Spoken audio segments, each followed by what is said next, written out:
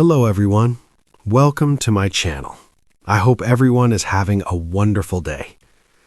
The studio lights glowed softly that morning, warmer than usual, as if they already knew this day would be different.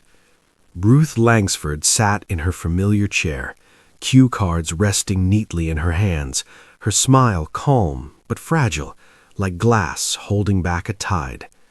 For years, millions had woken up with her voice, steady and reassuring, guiding them through news, laughter, and life's little confessions. Ruth wasn't just a presenter, she was a companion, a constant. And constancy, everyone believed, lasted forever. Until it didn't. As the cameras rolled, the show flowed as it always had. Light jokes, shared glances with the crew, a warmth that felt practiced yet sincere. But something trembled beneath it all. Viewers noticed it first in her eyes. They lingered longer on the lens, as if she were trying to memorize the faces beyond it. Near the end of the show, Ruth took a breath that seemed too deep for a simple sign-off. "Before we go," she said softly, her voice catching just enough to make the studio fall silent, "there's something I need to share." The laughter faded. Even the crew froze. She spoke slowly, choosing each word like it mattered, because it did. She talked about beginnings, her first nervous day, the thrill of live television, the friendships built between commercial breaks. She thanked the crew who worked unseen, the co-hosts who became family, and the viewers who invited her into their homes every morning. Then her voice broke. "This," she said, pressing a hand gently to her chest, "has been one of the greatest honors of my life." Tears welled despite her best effort to hold them back. One escaped, trailing down her cheek, catching the studio light like a quiet confession.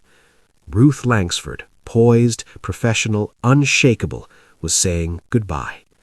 Social media erupted instantly. Fans sat stunned in living rooms, kitchens, hospital beds, and offices, phones forgotten in their hands. Some cried openly. Others simply stared, unable to process a world where Ruth's voice would no longer greet them each day. She tried to smile through the tears.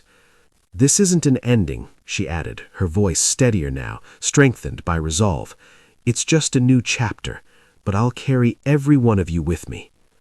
The applause began softly, then swelled, an ocean of sound rising from the studio floor. Crew members wiped their eyes. Her co-host reached for her hand, squeezing it tight, grounding her in the moment. As the final seconds ticked down, Ruth stood, looking around the studio one last time. The lights, the cameras, the place where she had laughed, stumbled, grown, and shared her heart with the world. "Thank you," she whispered, not just to the audience, but to the years themselves. The screen faded to black. That evening, tributes poured in, stories of mornings made brighter, advice that arrived just when it was needed, comfort found in her calm presence during uncertain times.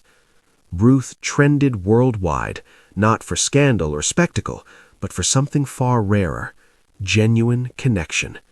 And though her chair now sits empty, her farewell lingers, proof that some goodbyes don't end stories, they echo.